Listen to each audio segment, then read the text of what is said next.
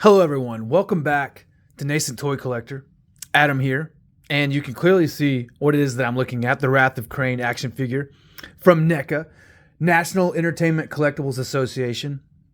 Now, before I jump right into it though, I have to say, I have a struggle, an internal struggle as a collector, as a nascent toy collector. I have a struggle of what line of turtles I want to collect.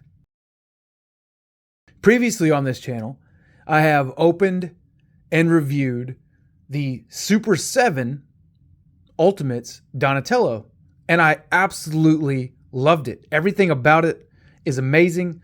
The fact that it's the original toy made into a high-end collectible may be my favorite part about it, and I do believe that is exactly what Super 7's license is. Super 7 has licensed the original toy line from Playmates, I think. Now, this is just to the best of my knowledge. I cannot prove this. I don't have any, I'm not a lawyer. I have no idea. NECA, on the other hand, seem to be in the possession of everything cartoon related, movie related, and as of San Diego Comic-Con, like today or yesterday, everything Mirage Studios and Archie Comics related. So NECA seems to have everything that Super 7 does. Or maybe it's just that Super 7 only has the Playmates license. I don't know. All I know is that I'm a collector and I'm forced to make choices with my money. My money only goes so far. That's what I know. At the end of the day, I have to make decisions. I have to make choices. I have to decide, am I getting this? Am I getting this, or this? Okay. And that is what ultimately I think becomes the issue. You guys may or may not agree. I don't know. That's just what I see coming down on me is my wallet can only take so many hits before I'm tapped out. That's it. Right? I love what Super 7's doing. They're highly articulated, high-end versions of what we got as the Playmates toy line from back in the day. And fuck, how could it be any less awesome? It couldn't be less awesome. There's no such thing as less awesome than the Turtles' original toy line.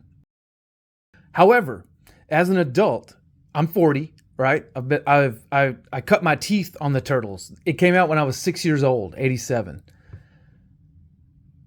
I have been watching the DVD set. I bought the DVD set that is the complete seasons 1 through 10 of the 87 cartoon.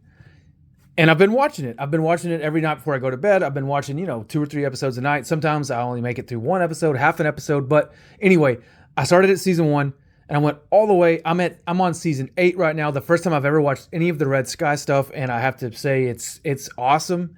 I've loved the entire thing and it's awesome. So what I'm saying is, as an adult, I've got back into the Turtles. Of course, I never really got out of the Turtles. There was a stretch in the early 2000s where I was only about the Mirage Studios stuff, which I still am absolutely all about the Mirage Studios stuff. I love the 03 cartoon, 03, 04, whatever. I love the 2012 one they did on Nickelodeon.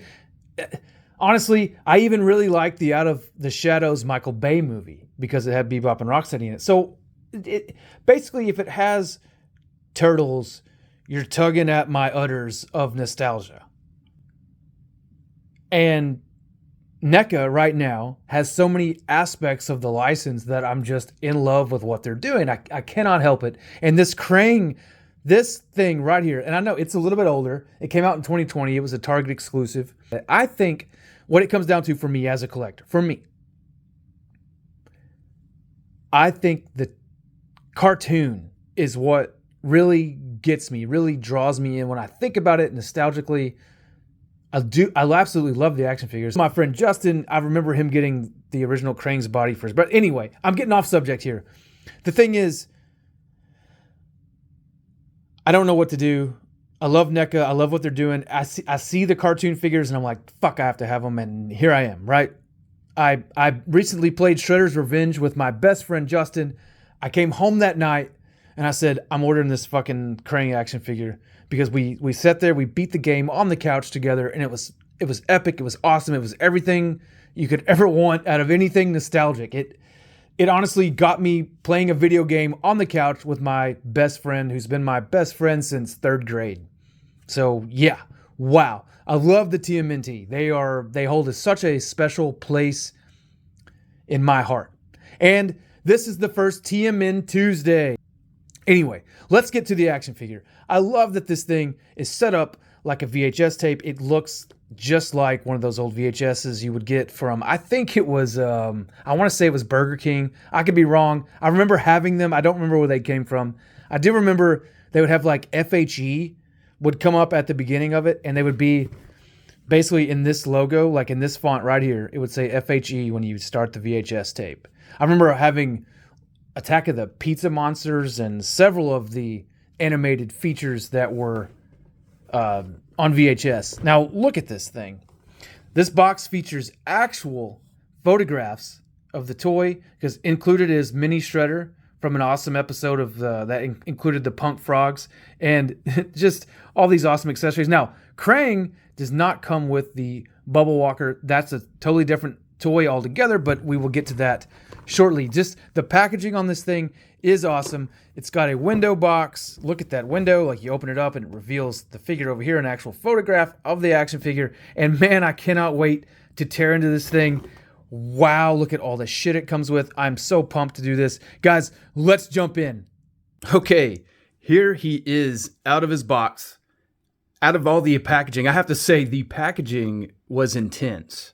But I wanted to show you the way he's assembled, and also just the amount of detail that is present on this figure. Number one, inside of his little Krang compartment, you know, where Krang, the little brain, sits inside there, he has movable, posable control sticks. Like, look at that. That is amazing. Also, you can note with the paint, you can see that the inside is painted darker to give it that cel-shaded cartoon look. And so is the backside. As you can see right there is a perfect example of that. You have the lighter yellow fading to the darker yellow, just so it looks like a cel-shaded cartoon. And man, I am in love with the level of detail on this thing. Anyway, I'm going to get him put together here. I just wanted to show you his separate pieces. And also, well, before I put him together, let's look at the brain himself. Look at Krang. My God, that thing, this is the most awesomely detailed, cartoon-looking little chunk of plastic I've ever held in my hands. Look at that. I'm absolutely in love with him. I love Krang's voice actor. I cannot remember his name right now. Krang is just, he's one of my absolute favorites. And then also included with this is little mini shredder. I don't know if you guys will recall, but there is a season, I want to say 2, maybe 3 episode, where they introduced the punk frogs, you know, Genghis and Attila and, you know, the frogs, and Napoleon. And there's a 4th one. I cannot remember the 4th. What's the 4th one's name? It's going to kill me that I cannot think of it. Anyway, they're discovered in Florida, and there's a mutagen leak or whatever, and it's spilled into a pond that creates the frogs, and Shredder falls in and becomes a baby again. It's like the fountain of youth. I don't know why, but that's what happens. And this is an awesome little nod to that episode of the show. Really, really, really super cool. That is so highly detailed too. I mean, look at that thing. So awesome. Man, I'm struggling because, like I've already said, I wasn't going to collect NECA. You know, they have the 2-packs that are out at Target, I believe. And man, it's not that they're pricey when you get them new, it's that they're pricey in the secondary market. And I've already missed like Bebop and Rocksteady, who I absolutely have to have. It's Bebop and Rocksteady, and that thing's going for like $100. And you know, it's just shit like that makes me not want to collect this line. But still, look at this thing. I'm gonna get him assembled, and we'll take a really good look at him. And there he is, assembled in his full majesty. Wow, look at that. God, I love this. I love this android body, man. It was always one of my favorite parts of the cartoon. You know, when we first see it, he has that chip inside of it where the turtles have to like cut a hole in him and get inside there and break the chip. It's like the molecular destabilizer or something, and it makes him grow huge. And I always loved that they're battling basically a kaiju of this body. Now, for the most of the series, though, it wasn't that tall. It really, it's taller than everyone else, but it wasn't gigantic. A lot of people remember it being gigantic all the time. But I did bring in a tape measure because I do want to show you the scale of him.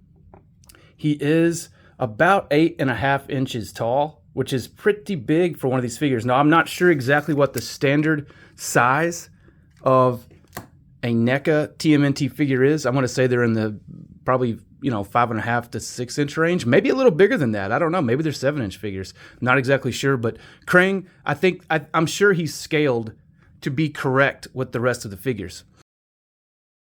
One of my favorite things about him is, like I mentioned, he has the little controls in there, as you can see, and the little arms on the brain actually do grab those little controls. And that is just super cool. Mine does have a couple of spots on the paint. Some red there, as you can see. There's some red here and here on the forearm, and then on the back here, there's some red dots. So that's kind of unfortunate. There's some red right there on his thigh there, if you see that. That's, that kind of sucks. But I think when he originally came out, this thing was like $40, I want to say. I ended up having to pay $80 for him, which, again, that's because it's on the secondary market. I didn't buy it when it came out. And that's kind of what's kept me out of NECA TMNT, like I've already said over and over again. So I'm not going to say that anymore, but yes, that is the truth. Anyway, let's check out his articulation. His head, of course, moves as you would expect. I do love it's on like this kind of chubby round. I always loved that Krang built a body for himself that was like kind of tubby. I always thought that was really funny.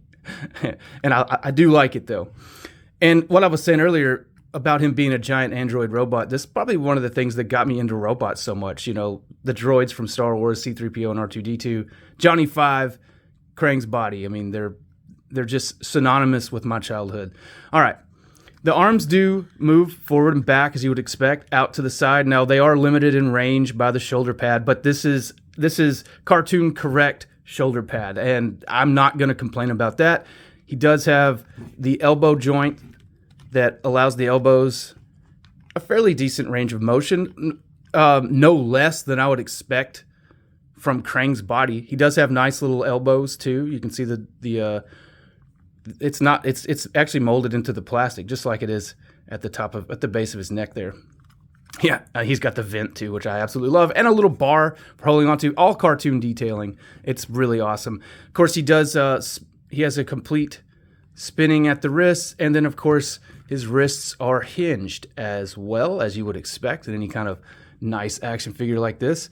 He does twist at the waist, like he should, and obviously these little legs go forward and back, and he actually does have a 3-part knee. And something about, I've heard people say that the knees in these 3-part knees, they look unnatural. They look perfect on Krang. As you'll note, Krang's knees, that's how they look in the show. So I think that was really awesome how well this plays into the articulation, just the already look of the android body.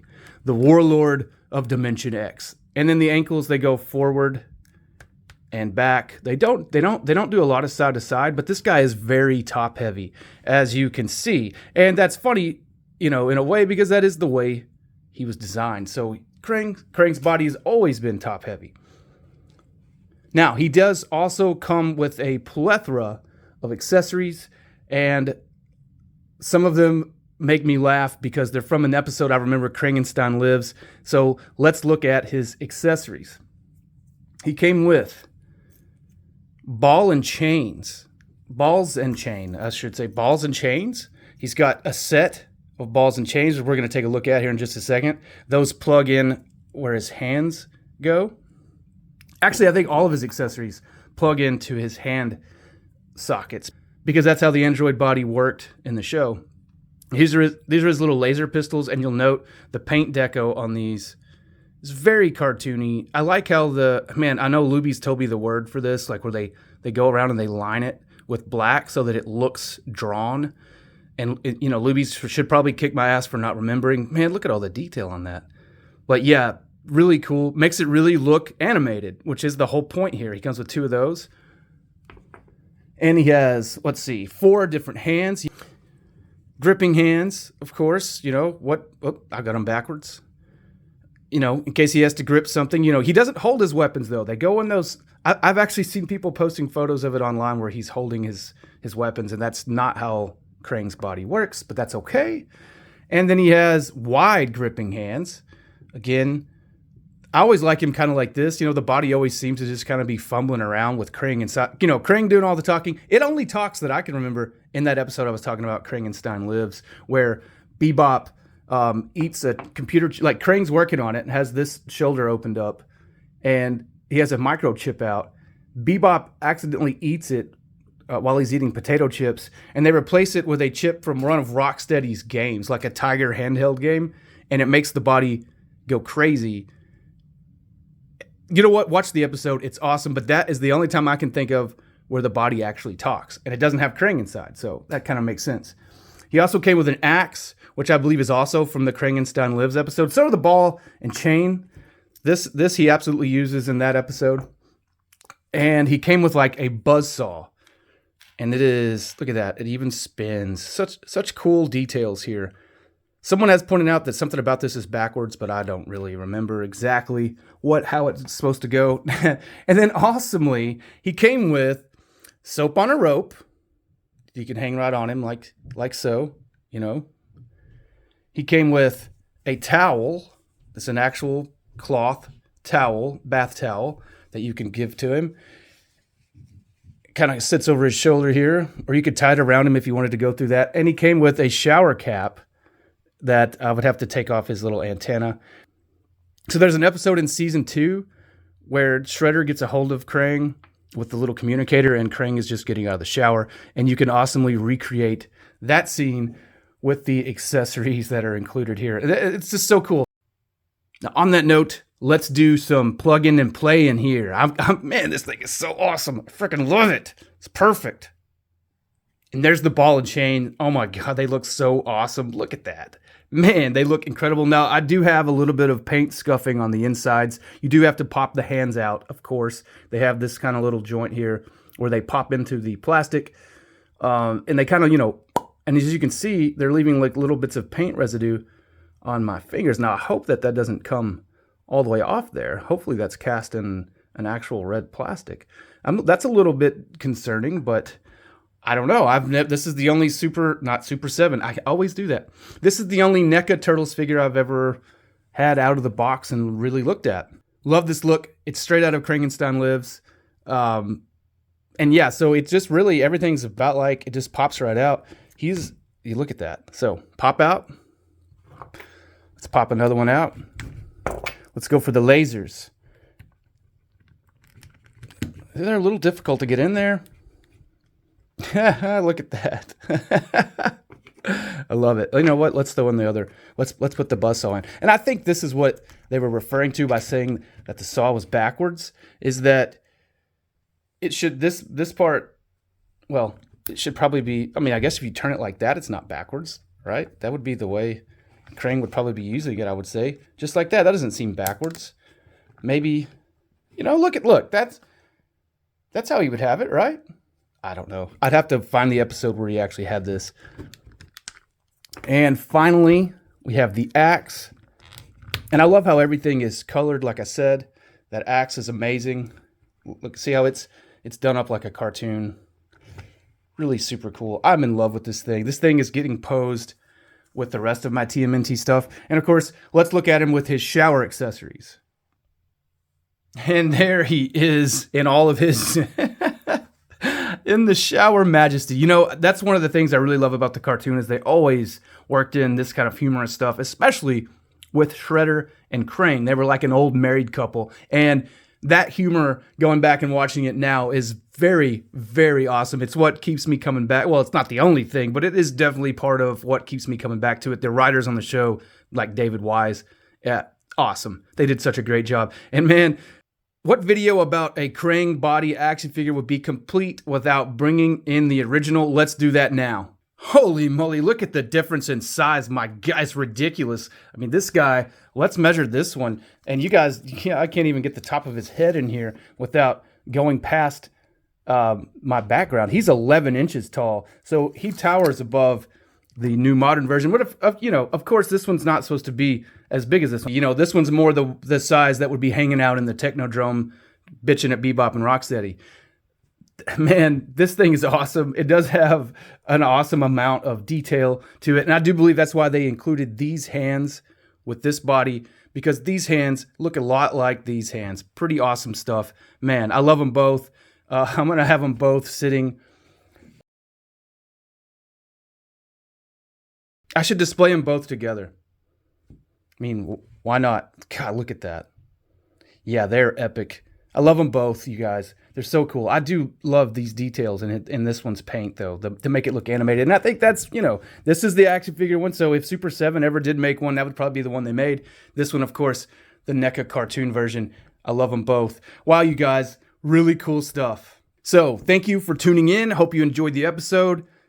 This is TMNTuesday, the very first one. Hopefully we'll have more in the future. I do have some more figures to review, and I have actually picked up another NECA set since buying this one. So I have plenty of Turtles to look at. Of course, I've got some Thundercats coming up, got some more Masters of the Universe, and Mattel stole my idea. It was going to be Mo Tuesday, but they announced just recently at San Diego Comic-Con, they're doing a show called Mo Tuesday. So now it's TMN Tuesday for me.